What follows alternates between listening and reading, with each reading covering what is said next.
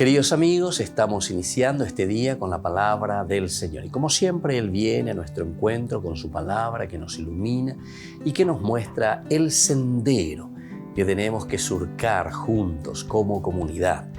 Leemos de la carta que escribe San Pablo a los cristianos de Roma.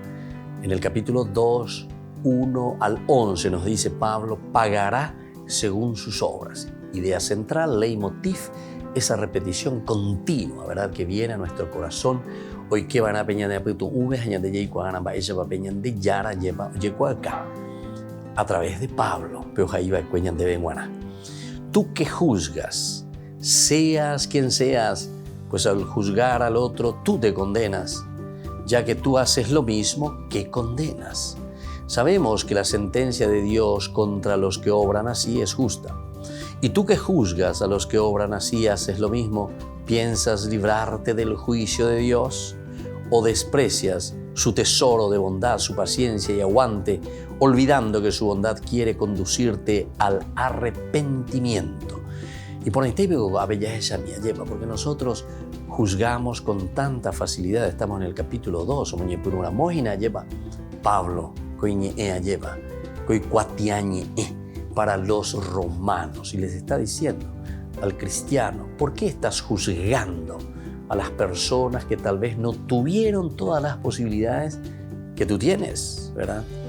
Y muchos de nosotros,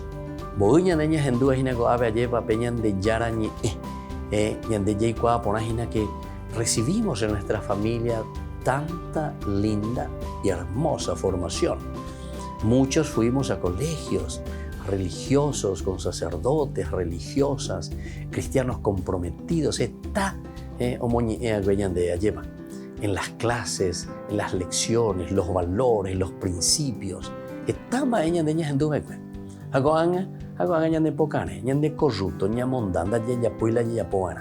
y entonces, ¿cómo es que podemos juzgar con tanta facilidad? ¿Y cómo podemos entonces tachar a los demás? No.